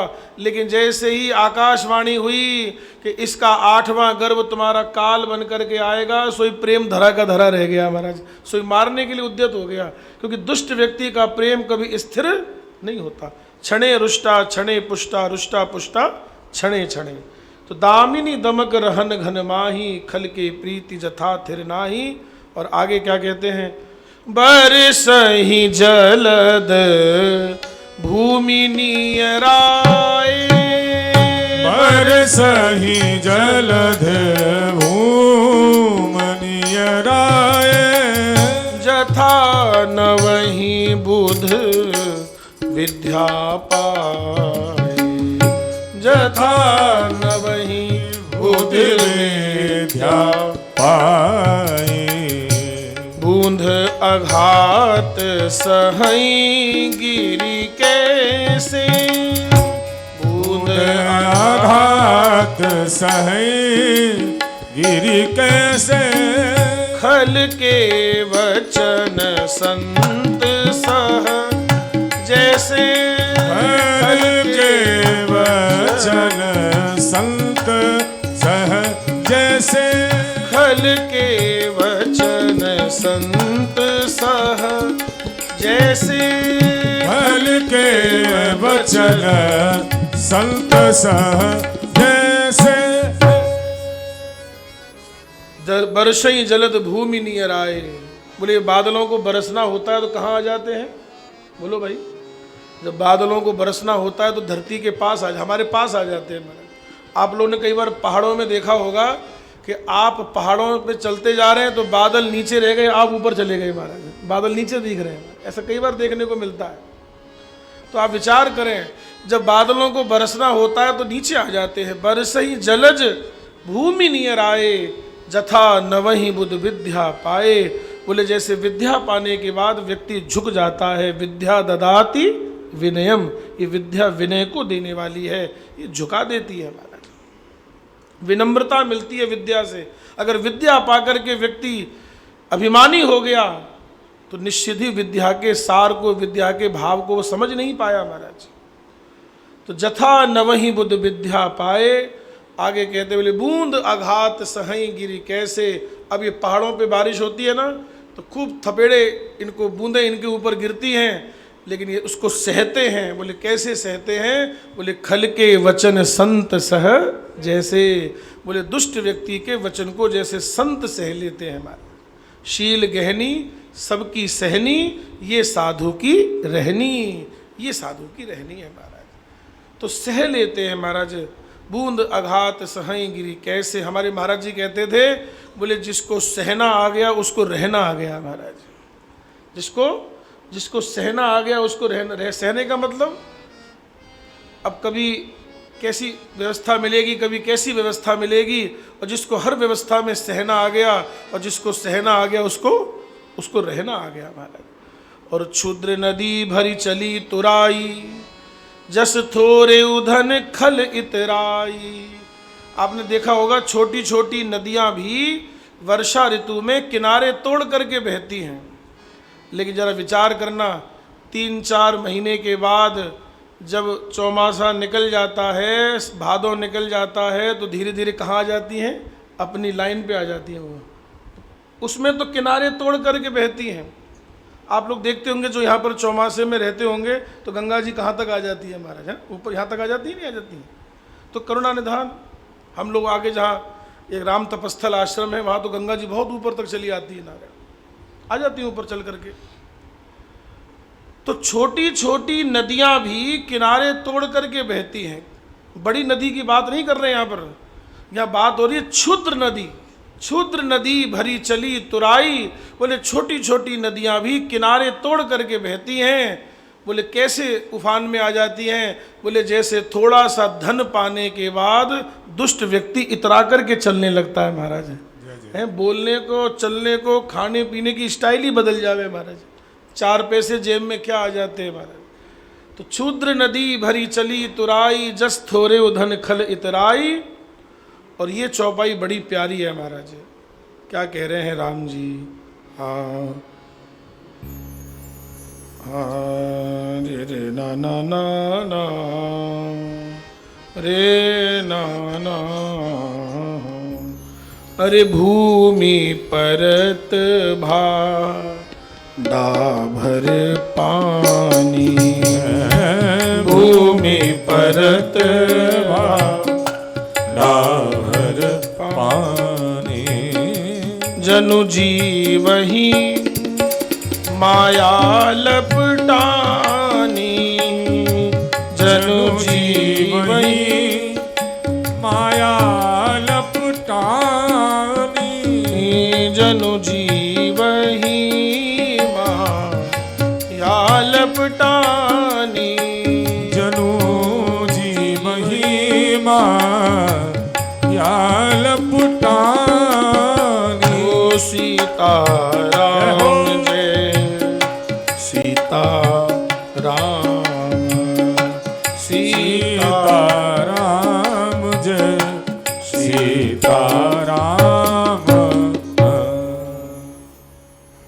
आप विचार करें नारायण। भूमि परतवा डाभर पानी, जनु जीवहि माया लपटानी। देखो एक बात कहें, ये बारिश का जो पानी है ना, अगर यहाँ राजस्थान के काफ़ी लोग बैठे होंगे, हमारे यहाँ राजस्थान में इस बरसात के पानी को भी स्टॉक कर लिया जाता है ना, और उसको कहते हैं पालर पानी कहते हैं महाराज। कुंड में भर लेते हैं, बोले छत पर पहले ही चूना लगा दिया जाता है, व्यवस्था कर दी जाती है बरसात आने से पहले, और बरसात का सारा पानी वो नाली के द्वारा कहाँ इकट्ठा करते हैं? वो उससे पाइप से होता वो कुंड में इकट्ठा होता है महाराज। और वो महाराज उपयोग करने योग्य है, उसको उपयोग करते हैं, कोई खराब पानी थोड़ी है। लेकिन अब विचार करने वाली बात क्या है, यहाँ भगवान क्या कहना चाह रहे हैं कि वो जो बरसात का जल है वो एकदम शुद्ध है। और हमने तो ये भी पहले देखते थे हम, बोले जब कोई घर में इन्वर्टर लगाता था ना, बैटरी में पानी डाला जाता है, बोले अगर कोई पानी समझ में ना आए, बोले बरसात का पानी डाल दो महाराज, वो सब उसमें सब तत्व हैं सारे महाराज। ऐसा हम लोग सुनते थे महाराज। तो बरसात का पानी कोई खराब थोड़ी, उपयोग करने योग्य है महाराज, उपयोग करने योग्य है। लेकिन उसको जब एक जगह इकट्ठा कर लेंगे तो उपयोग करने योग्य है। लेकिन अगर वो बरसात का पानी अगर मिट्टी में आकर के मिल गया तो वो फिर वो क्या हो गया? वो फिर वो मटमैला हो गया, फिर उपयोग करने लायक नहीं रहा। मान लो बरसात का पानी नाली में आकर के मिला तो फिर उपयोग करने योग्य कैसे रहा महाराज? जब उसको इकट्ठा कर लेंगे एक जगह तब वो उपयोग करने योग्य है। तो मानो कहने का भाव क्या है कि ये जो जीव है ना, ये नित्य है, बुद्ध है, शुद्ध है, परमात्मा का अंश है। और आपने कथा सुनी होगी मंदालसा की। मंदालसा अपने बच्चों को जब लोरी सुनाती थी, जब छोटे छोटे बच्चों को पालने में झुलाती थी, तो क्या सुनाती थी? तू नित्य है, तू बुद्ध है, तू शुद्ध है, तू भगवान का अंश है। और जब बचपन से ही बालक यही सब बातें सुनता था तो बस जैसे ही होश संभाला सोई घर छोड़ करके वो वैराग्य को धारण कर लेता था महाराज। तब एक दिन मंदालसा के पति बोला अरे तूने सारे बच्चों को बाबा जी बना दिया, संत बना दिया, किसी एक को तो छोड़ दे कम से कम जो राज्य को संभाले। और शर्त यही थी मंदालसा की कि अगर आपने जिस दिन मुझे टोक दिया, रोक दिया, उस दिन मैं छोड़ करके चली जाऊंगी। तो वो परिवार को छोड़ करके मंदालसा चली गई। लेकिन जाते जाते एक काम कर गई क्या, जिस बच्चे को वो छोड़ गई थी उसके हाथ पर एक ताबीज बांध करके चली गई और बच्चे को बोल गई कि जब जीवन में संकट आवे तो इसको खोल करके पढ़ लेना। और एक दिन जब उस पर संकट आया, उसने खोल करके उसको पढ़ा। उसमें लिखा था, तू नित्य है, तू बुद्ध है, तू शुद्ध है, तू परमात्मा का अंश है, तू साक्षात वैराग्यवान है, क्या चक्कर में पढ़ रहे हो। बस उसको पढ़ा, सो उसके पुत्र ने भी राजपाट छोड़ दिए, वो भी चल दिए। तो ये जीव जो है ना, ये नित्य है, भगवान का अंश है। तो फिर जैसे बरसात का पानी एकदम साफ है, शुद्ध है, ऐसे जीव भी पवित्र है। लेकिन जैसे ही संसार में आता है सोई इसको माया लिपट जाती है। महाराज, जनु जीव ही माया लपटानी। बोले जैसे बरसात का पानी मटमैला हो जाता है, गंदा हो जाता है, ऐसे ही जीव जो है भगवान की माया में लिप्त हो जाता है। भूमि परत भा डाभर पानी, जनु जीव ही माया लपटानी। वैसे ये जीव भगवान का अंश है, जीव भगवान का अंश है। महाराज, ममे वांशो जीव लोके जीव भूत सनातन। गीता जी कह रही हैं, रामायण जी कह रही हैं, ईश्वर अंश जीव अविनाशी, चेतन अमल सहज सुख राशि। सो माया बस भयहु गोसाई, बधयो कीर मरकट की नाई। बधयो कीर मरकट, कीर माने तोता, मरकट माने बंदर। बोले बंदर और तोते के जैसा बंध गया है। महाराज, हमारे महाराज जी बताते थे, बोले एक तोता जो है पेड़ पर बैठा था और उल्टा लटक गया, हमारे डाली को पकड़े है। अब उस तोते को ये लग रहा है कि इस डाली ने मुझे पकड़ लिया है और अब मेरा क्या होगा, जबकि उसे ये नहीं पता कि छोड़ देगा तो वो गिरेगा नहीं, तुरंत पंख फैला करके तुरंत उड़ जाएगा, लेकिन उसने पकड़ा हुआ है महाराज। और दूसरा भाव ये है मरकट। बोले हमारे महाराज जी बताते थे इसके संबंध में, बोले एक छत पर, एक घर की छत पर एक मटका बड़ा कलश और उसके अंदर कुछ चने पड़े हैं, चने। बंदर गया, बांदर ने चने देखे तो चने खाने की इच्छा हुई, हाथ डाल तो दिया और मुट्ठी बांध ली तो अब वो बाहर नहीं आ रही। महाराज, अगर हाथ को बाहर निकालना है तो क्या करना पड़ेगा, मुट्ठी छोड़नी पड़ेगी, चने छोड़ने पड़ेंगे, तो हाथ बाहर निकलेगा, नहीं तो हाथ फंस गया महाराज, उसका उसमें हाथ फंस गया। बस यही जीव की स्थिति है महाराज, वो पकड़ना चाहता है, हम नाम करना चाहते हैं महाराज, इसी चक्कर में हम लोग फंसे हुए हैं महाराज। मैं एक संत को सुन रहा था, उनसे कोई पूछ रहा था, बोले महाराज हम ऐसा क्या करें कि लोग हमें याद रखें। तो उन महाराज जी ने कहा, बोले बस यहीं तो तुम फंस जाते हो कि लोग तुम्हें याद रखें। अरे ये सब चक्कर में नहीं पड़ो, ये सब झंझट में मत पड़ो, ये सब बेकार की बात है कि लोग हमें याद रखें। कोई किसी को याद नहीं रखता महाराज। ये संसार है, जो सरक रहा है वही तो संसार है, जो सरक रहा है वही संसार है, जो आज तक किसी का नहीं हुआ वही संसार है महाराज। तो करुणानिधान, भूमि परत भा डाभर पानी, जनु जीव ही माया लपटानी। और आगे कहते हैं, सिमट सिमट जल भर ही तलावा, सिमट सिमट जल भर ही तलावा, सिमट सिमट जल भर ही तलावा। जिमि सद्गुण सज्जन पहि आवा, सद्गुण सज्जन पहि आवा, जिमि सद्गुण सज्जन पहि आवा, जिमि सद्गुण सज्जन पहि आवा। ओ सरिता जल जल निधि माह जाई, सरिता जल जल निधि मह जाई। होहि अचल जिमि जीव हरि पाई, होहि अचल जिमि जीव हरि पाई, होहि अचल जिमि जीव हरि पाई, होहि अचल जीव हरि पाई। करुणानिधान, बहुत ध्यान दे करके सुने। सिमट सिमट जल भरहि तलावा, जिमि सद्गुण सज्जन पहि आवा। सद्गुण सज्जन व्यक्ति के पास जैसे चल कर के आते हैं महाराज, जैसे छोटे छोटे गड्ढों में सिमट सिमट जल भरहि तलावा, छोटे छोटे तालाब भी भर जाते हैं महाराज। वो तालाब कोई पानी को बुलाते थोड़ी है, वो स्वयं चल करके पानी उनमें स्वतः ही भर जाता है, क्योंकि उनके अंदर पात्रता है, उनके अंदर पात्रता है तो जल उनमें भर जाता है। तो सिमट सिमट जल भरहि तलावा, सिमट सिमट करके जल जो है तालाबों को भर देता है। ऐसे ही सज्जन व्यक्ति को सद्गुण बुलाने नहीं पड़ते, वो उसके पास स्वयं चल करके आ जाते हैं महाराज। और आगे कहते हैं, बोले जैसे सरिता का जल, क्यों जी, आप जिस गंगा जी में डुबकी लगा रहे हैं, ये धारा अंत में कहाँ जा करके मिलेगी?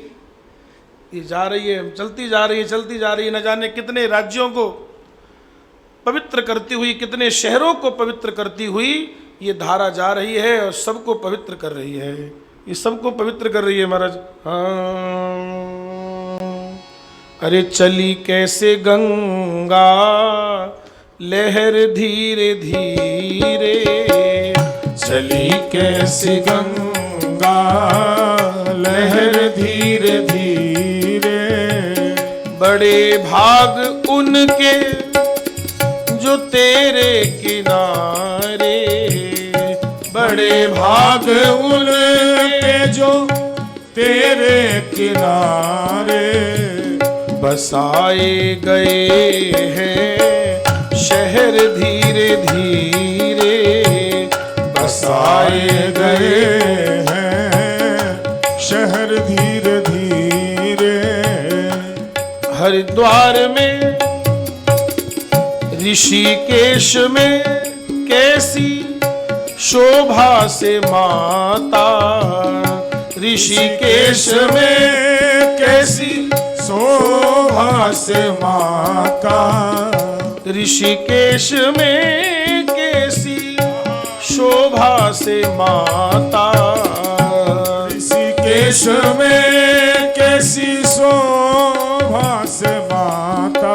ओ पहाड़ों से आई उतर धीरे धीरे, पहाड़ों से आई उतर धीरे धीरे, चली कैसे गंगा लहर धीरे धीरे, चली कैसी गंगा लहर धीरे धीरे। ओ अनेकों की बिगड़ी बनाई माँ तूने, अनेकों की बिगड़ी बनाई माँ तुमने, मेरी भी ले ले खबर धीरे धीरे, मेरी भी ले ले खबर धीरे धीरे। चली कैसे गंगा लहर धीरे धीरे, चली कैसी गंगा लहर धीरे धीरे। बोल गंगा मैया की जय। ये गंगा जी की खास बात देखो महाराज, पहाड़ों से नीचे उतर आई, यहाँ सब भूमि को, स्थानों को पवित्र कर रही हैं। अच्छा, यहाँ हम लोग ऋषिकेश में आए हैं, ऋषिकेश में सबसे मुख्य चीज़ क्या है? ऋषिकेश में सबसे मुख्य चीज़ हमारी माँ पतित पावनी माँ गंगा मैया है महाराज। इन्हीं की वजह से सब लोग यहाँ पर आए हैं, हम लोग बैठे हैं, साधना कर रहे हैं, भजन कर रहे हैं, गंगा जी का स्नान कर रहे हैं, गंगा जल पान कर रहे हैं महाराज।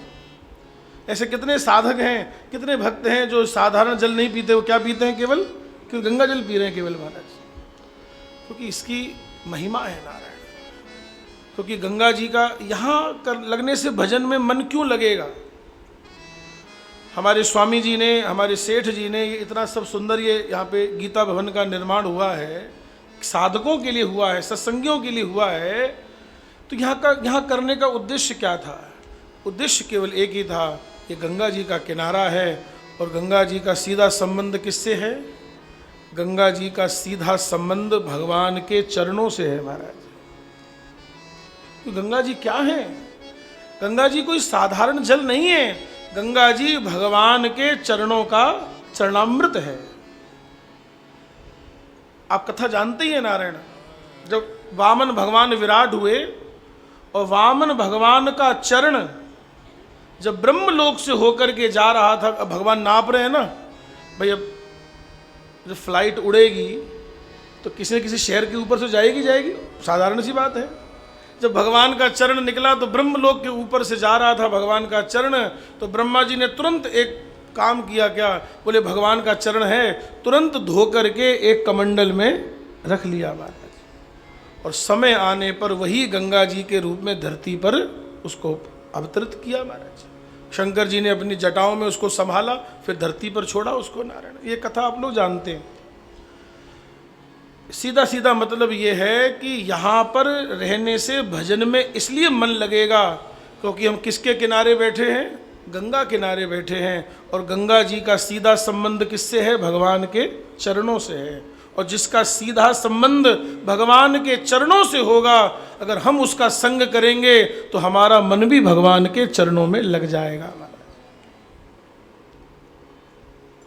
हमारा मन भी भगवान के चरणों। अच्छा, ये सब प्रकृति को हम लोग देखते हैं, चलो गंगा जी का किनारा है, थोड़ा और आगे जाएंगे तो किसका दर्शन होगा बोलो? अच्छा, अभी यहाँ तक तो मान लो आप चलो, हरिद्वार तक तो प्लेन है, और ऋषिकेश में भी इतने कोई ऊंचे गहरे पहाड़ नहीं हैं, लेकिन ऋषिकेश को जब आप पार करेंगे तो फिर तो पूरा टोटल पहाड़ का रास्ता है।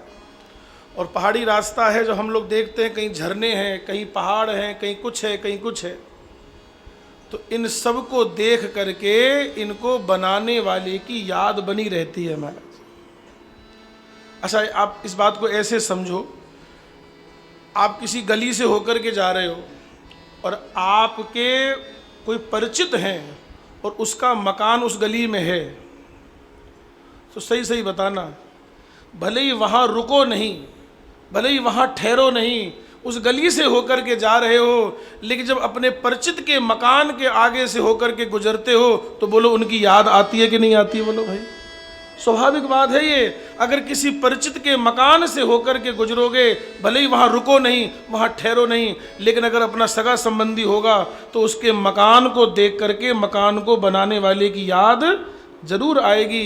तो जैसे मकान को देख करके मकान को बनाने वाले की याद आती है, ऐसे इस प्रकृति को देख करके प्रकृति को बनाने वाले की याद बनी रहती है। इसलिए हमें प्रकृति को भगवान के रूप में देखा जाता है, देखना चाहिए ना।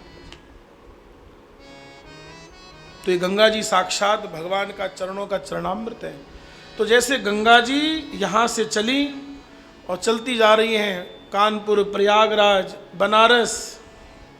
बनारस के बाद आगे हावड़ा चली गई, उधर बट गई, और आगे जाकर के अंत में गंगा सागर में गंगा जी मिल गई महाराज।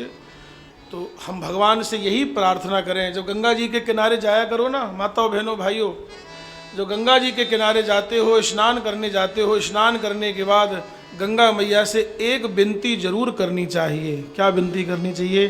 कि हे माँ, जैसे आपकी अविरल धारा बहती जा रही है और अंत में समुद्र में जाकर के, सागर में जाकर के मिल जाती है, इसलिए हे भगवती, हे पतित पावनी, ये मेरा मन भी बड़ा चलायमान है। हे भगवती, ऐसी कृपा करो कि मेरी मन की तरंगें भी चलती रहें और करुणा सागर भगवान के चरणों में जाकर के ही मिल जाएं, हमारा मन भगवान में लगे महाराज। जैसे हे भगवती, आपकी अविरल धारा समुद्र की ओर जा रही है, ऐसे हमारा मन भी करुणा सागर की ओर जाए, रघुनाथ जी की ओर जाए महाराज। ऐसी कृपा करो माँ, हे माँ, हे भगवती, ऐसी कृपा करो। तो सरिता जल जल निधि मह जाई। अच्छा, ये भी एक स्वाभाविक सी बात है, चाहे गंगा जी हो, चाहे यमुना जी हो, चाहे कोई भी नदी हो, छोटी हो चाहे बड़ी हो, पर हर नदी का अंतिम स्टॉपेज क्या है? हर नदी का अंतिम स्टॉप समुद्र ही है। तो जैसे सरिता जल, जैसे सरिता का जल जलनिधि में जाता है, हे लक्ष्मण देखो ना, जैसे नदी का जल समुद्र में जा रहा है और समुद्र में जाकर के वो अविचल हो जाता है, उसकी गति ठहर जाती है, वो जाकर के समुद्र में गंगा जी मिल गई। अब उन्हें कहीं नहीं जाना है, अभी यहाँ से तो निकल के जाना है ना, अभी तो जा ही रही हैं। आप देखिए, आप जिस धार में डुबकी लगाएंगे और डुबकी लगा करके बाहर निकलेंगे, इतनी देर में तो वो वाली धार तो कहाँ चली गई पता नहीं महाराज। वो चली गई 100-200 मीटर आगे चली गई, तब तक आप जब डुबकी लगा के बाहर निकले तब तक कौन सी धार आ गई? नई धार आ गई महाराज। हर बार आप नई धार में ही डुबकी लगाते हैं, पुरानी धार में डुबकी कोई नहीं लगाता महाराज। आप विचार करें, जैसे हर नदी का अंतिम स्टॉपेज समुद्र है, ऐसे ये जीव जो है ना, ये खूब भटक रहा है, खूब भटक लिया है। इसका भी अंतिम स्टॉपेज क्या है?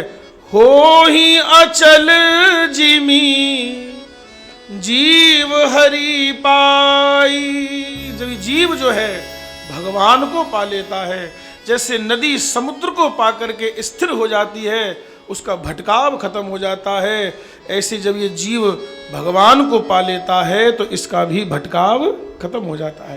ये जीव तो भटक ही रहा है महाराज, 84 लाख योनि में भटक रहा है महाराज, और भगवान ने कृपा करके इसको मनुष्य बनाया है। मैंने पहले दिन की कथा हमारी यही थी कि ये जो मनुष्य जीवन मिला है, ये अपने कर्मों से नहीं मिला।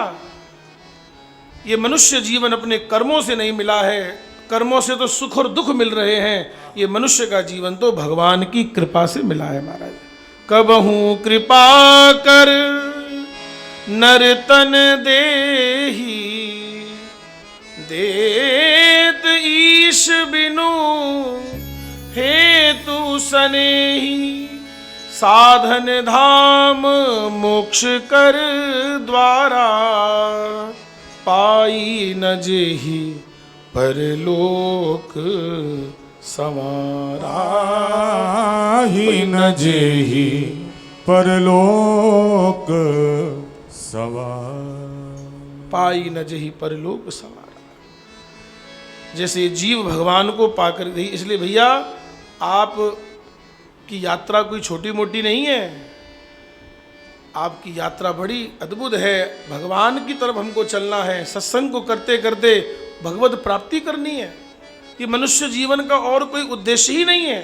मनुष्य जीवन का केवल एक ही उद्देश्य है कि इस जीवन में भगवान की प्राप्ति हो जाए महाराज। पता नहीं आगे मिलेगा कि नहीं मिलेगा, भगवान कृपा करेंगे कि नहीं करेंगे, ये तो भगवान ने कृपा करके दे दिया महाराज। इसकी सार्थकता को समझे नारायण। आगे कहते हैं, हरित भूमि तृण संकुल समुझ परई नहीं पंथ, जिमि पाखंड बादते गुप्त हो ही सदग्रंथ। बोले वर्षा ऋतु में क्या हुआ? बोले इतनी घास हो गई है। क्यों जी, आप लोग अगर खेत खलियान देखे हो आपने कभी, तो कभी जाने का मौका लगा हो, अगर ज़मीन से जुड़ करके रहते हैं, आपने देखा होगा वर्षा ऋतु में रास्ता जो है, रास्ते तो ठाक होनी पड़े महाराज, क्योंकि रास्ते वाली जगह पर भी क्या हो गया है, वहाँ भी घास फूस हो गई है, संकुल हो गए हैं महाराज। हरित भूमि तृण संकुल समुझ पर ही नहीं पंथ। पंथ नहीं दिखाई दे रहा, रास्ता नहीं दिखाई दे रहा, इतनी हरियाली हो गई है। बोले ये वैसे ही हो गया जैसे पाखंड करने से गुप्त हो ही सद ग्रंथ।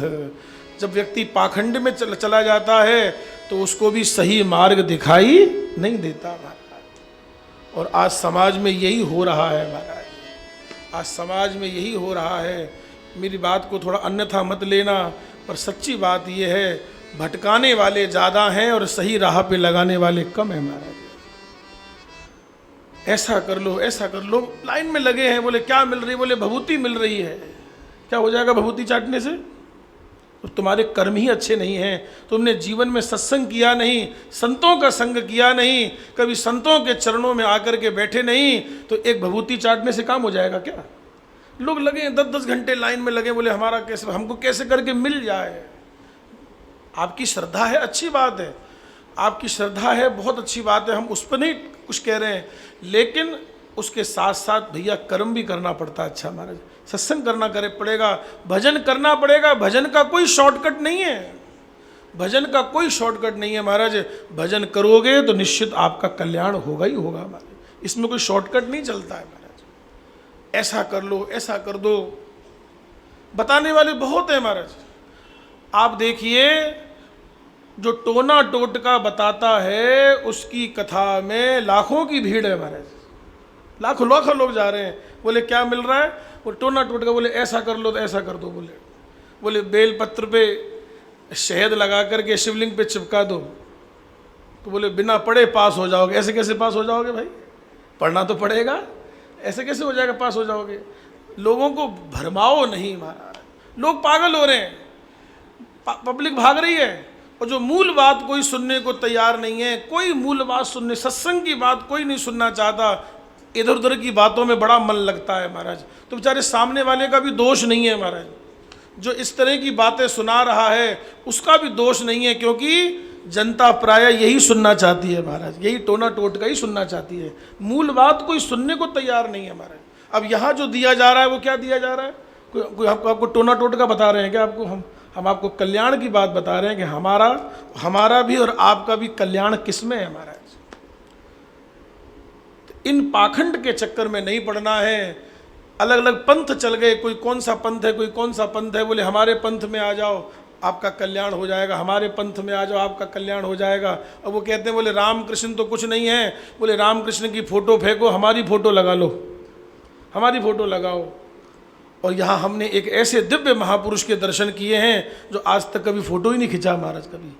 बोले मेरी वाणी ही मेरा प्रसाद है, आप इसको मानोगे तो आपका कल्याण हो जाएगा, हमारा फोटो रखने से, हमारा फोटो खींचने से कुछ नहीं होगा महाराज। ऐसे ऐसे महात्मा का हम लोगों ने दर्शन किया है महाराज, ये हमारा सौभाग्य है। इसलिए भैया भटको नहीं, अपने कर्म को ठीक करो, पहले अपने भाव को अच्छा करो और भगवान का भजन करो, तो तुम्हें कोई भभूति चाटने की आवश्यकता नहीं पड़ेगी महाराज, इसी में तुम्हारा कल्याण हो जाएगा ना। हाँ, देखो वही तो कितना सौभाग्य है महाराज। हरित भूमि तृण संकुल समुझ पर ही नहीं पंथ, जिमि पाखंड बादते गुप्त हो ही सदग्रंथ। इस प्रकार से यहाँ पर ये वर्षा ऋतु का वर्णन भगवान कर रहे हैं।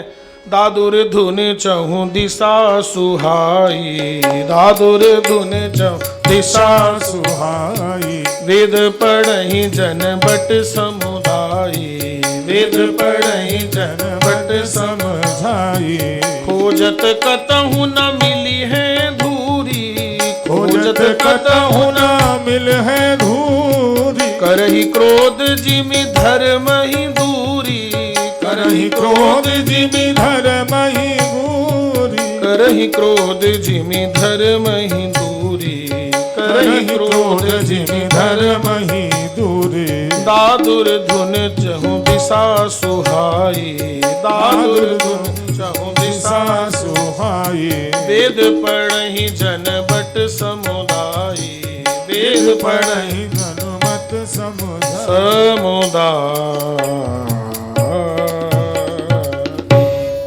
अब इस सब की व्याख्या कल के सत्र में करेंगे। और अब कल का सत्र और है दास का, आज 6 दिन हो गए हमको, कल 7वां दिन है। तो कल वर्षा ऋतु और शरद ऋतु का वर्णन भी बड़ा प्यारा है, वो सब चर्चा कल के सत्र में करेंगे और वाणी को फिर समेट लेंगे, क्योंकि अब समय की ही थोड़ी कमी है। बाकी सुनाने का तो बहुत मन होता है, यहाँ बैठ कर के कौन नहीं सुनाना चाहेगा हमारा, लेकिन थोड़ा सा आगे भी कार्यक्रम लगे रहते हैं, तो वहाँ भी अब समय से पहुँचना ही है।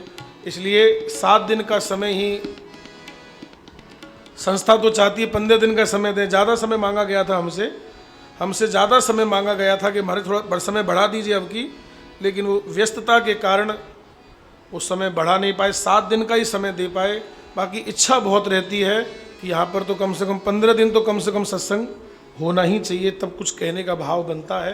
क्योंकि समय भी बहुत ज़्यादा नहीं है ना, 1.5 घंटे का समय है, 4 से 5.5, तो 1.5 घंटे में तो फिर जो भाव है मन में उसको कहने का प्रयास करते ही हैं। आज की वाणी को विराम दे रहे हैं 2 मिनट के लिए, सब लोग बड़े भाव से, बड़े प्रेम से। जय सिया राम, जय जय सिया राम, जय सिया राम, जय जय सिया राम, सीता राम जय सीता राम, सीता सीताराम जय सीताराम भज मन राम चरण सुखदाई भज मन राम चरण सुखदाई जिन चरणन से निकसी सुर सरी शंकर जटा समाई जिन चरणन ते निकसी सुर सरी शंकर जटा समाई जटा शंकरी नाम पर्यो है जटा शंकरी नाम पर्यो है त्रिभुवन पावन आई भज मन राम चरण सुखदाई भज मन राम चरण सुखदाई ओ जय सिया राम जय जय सिया राम जय सिया राम जय जय सिया राम राम राम। बोलो सद्गुरुदेव भगवान की। कल ठीक 4 बजे फिर चर्चा करेंगे। तब तक के लिए जय सिया राम। नारायण नारायण नारायण नारायण।